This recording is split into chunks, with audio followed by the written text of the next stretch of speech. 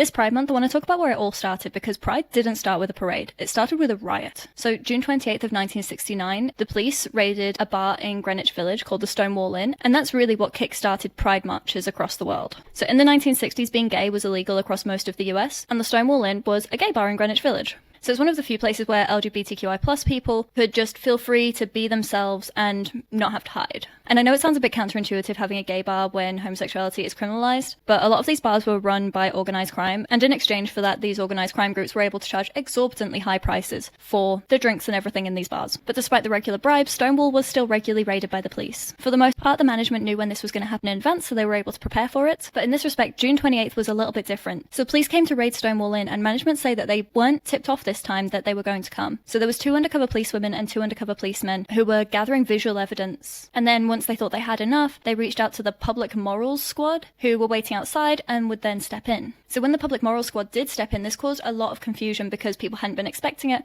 A lot of the patrons either hadn't been part of a raid before or just were particularly unprepared for this one. So there was quite a lot of chaos when this raid happened. So the police began their usual procedure of lining people up to check their IDs and to make sure that everyone was wearing enough gender-appropriate clothing, which, yes, was a rule that they brought in to try and justify some of their arrests. But the big issue came from the fact that tensions had just been building in the community for years. People were fed up with the harassment and fed up with the raids. So that night, police attempted to arrest several patrons, and a bit of a crowd had formed outside, but one of the women who was being arrested, she was heavily resisting arrest, so she managed to escape a couple of times, was fighting back against the police, and eventually the police hit her with their baton. And so eyewitnesses say that she yelled out to the crowd, "Why don't you guys do something?" And that's when the situation really escalated, because the crowd listened to her. The crowd erupted. People started throwing coins, bottles, debris, anything that they could get their hands on, and were throwing things at the police. And the more that the police fought back, the more it seemed to incite the crowd, and the more that the crowd seemed to grow. So eventually the police retreated back into the bar and barricaded themselves in there until they could get some support. Not that this entirely helped them, because protesters were then throwing things at the bar and set some things on fire and threw those at the bar, and so then there was fires in the bar. It was absolutely chaotic. Eventually the tactical police force arrived, cleared out the crowds,